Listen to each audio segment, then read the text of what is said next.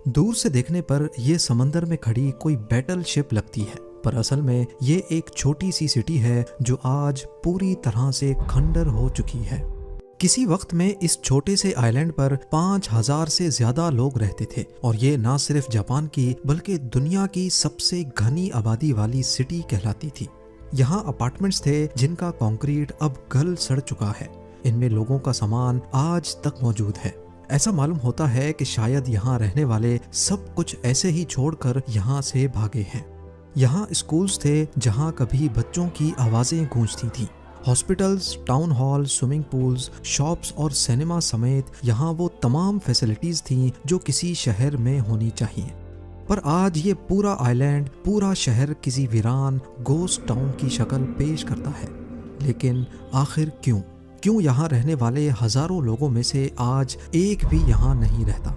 यहाँ ऐसा क्या हुआ था कि जापान ने 35 सालों तक टूरिस्ट को इस आइलैंड पर जाने से रोके? स्वागत है दोस्तों आपका हमारे चैनल अनु एंड पूनू शो के एक और वीडियो में। हिरोशिमा कहा जाता है जो जापान के शहर नागासाकी से 15 किलोमीटर दूर साउथ चाइना सी में मौजूद है।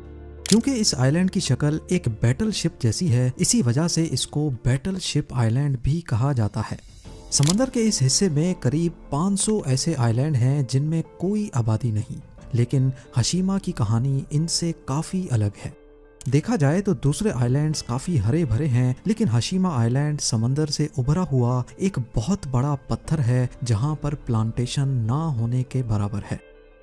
हिरोशिमा आइलैंड ने अपने वक्त में जापान की इकोनॉमी को बूस्ट करने में बहुत बड़ा रोल प्ले किया था और इसकी सबसे खास बात थी कोल माइनिंग।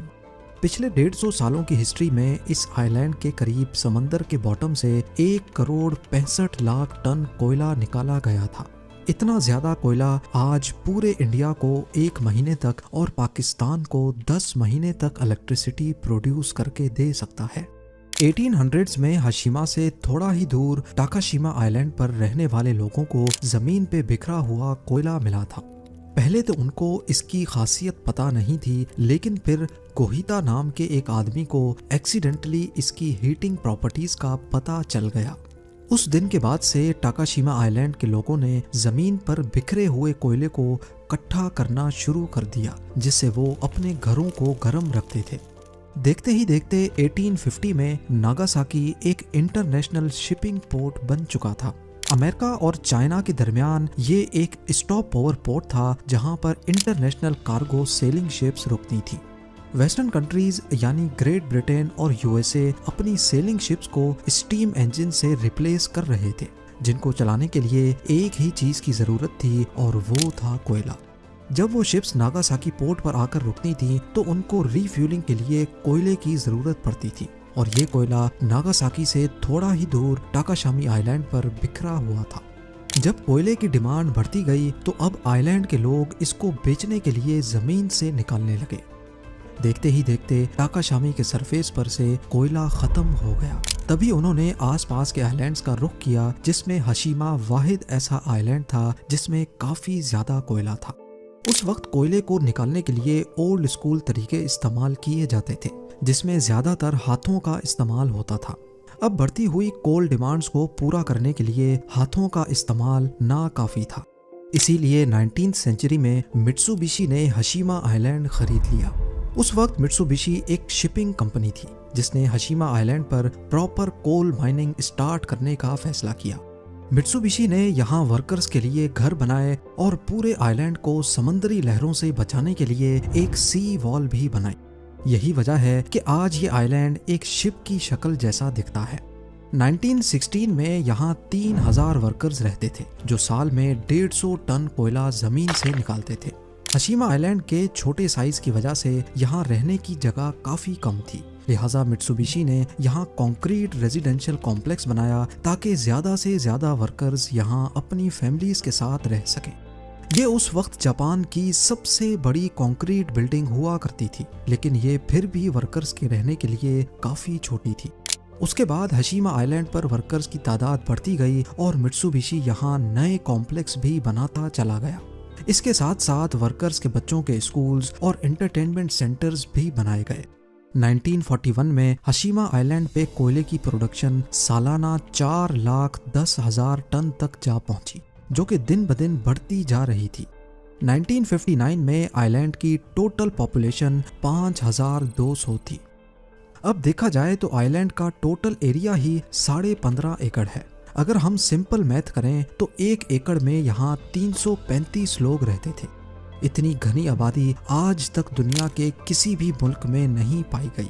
इसका अंदाज़ा आप इस बात से लगा लें कि चाइना, जहाँ की पॉपुलेशन डेंसिटी आज 84 पीपल पर एकड़ है, उसके हिसाब से हशीमा में उस वक्त 335 लोग 1 एकड़ में रहते थे।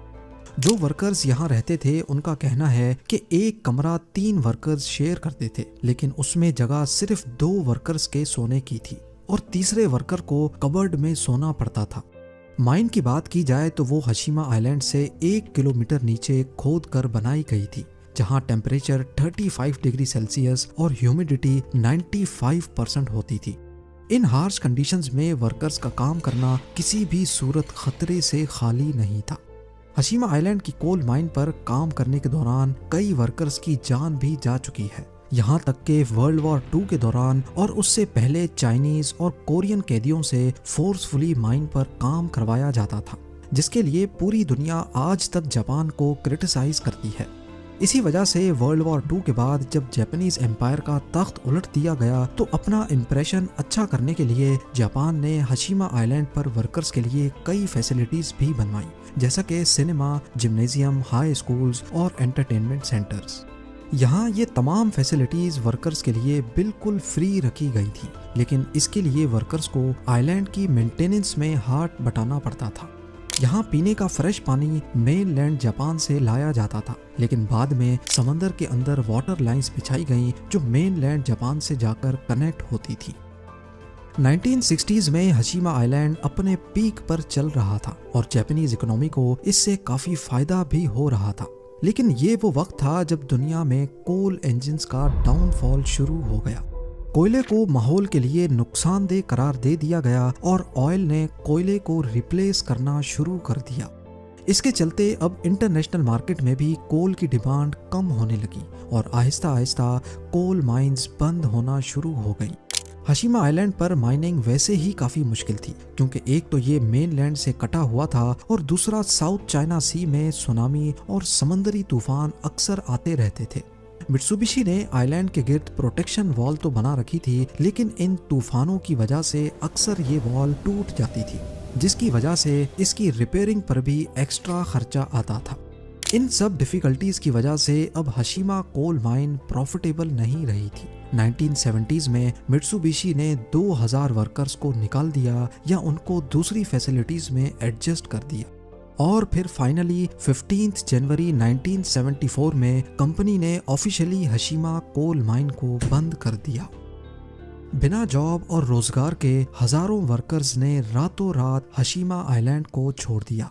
हशीमा आइलैंड की हिस्ट्री में इंसानों की पूरी एक नस्ल यहाँ बड़ी हुई थी, लेकिन वो सारी यादें उनको यहीं छोड़कर जाना पड़ा।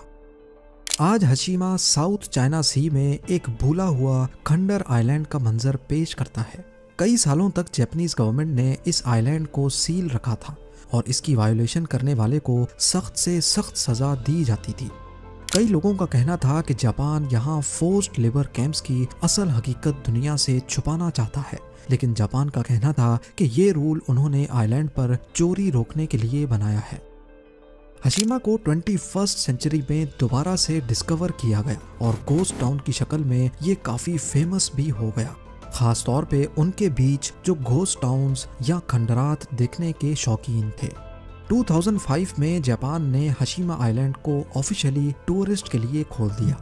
ऑफिशियल्स ने कई बार यहाँ बिल्डिंग्स की रिपेयर की कोशिश की, लेकिन क्योंकि इनका रीइंफोर्स्ड कंक्रीट काफी गल सड़ चुका है और हार्श वेदर कंडीशंस की वजह से ये काम करना पॉसिबल नहीं है।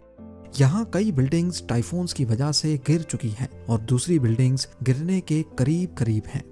सिर्फ आइलैंड के थोड़े हिस्से को रिपेयर किया गया है और टूरिस्ट को भी यहीं तक जाने की परमिशन है। इस गोस्ट टाउन की लोकेशन फिल्म मेकर्स को भी काफी अट्रैक्ट करती है। यहाँ 2009 की life after people TV series shoot की गई थी। 2011 में जेम्स बॉन्ड की स्काईफॉल मूवी के काफी थ्रिलर सीन्स को भी हशीमा आइलैंड पर ही शूट किया गया था।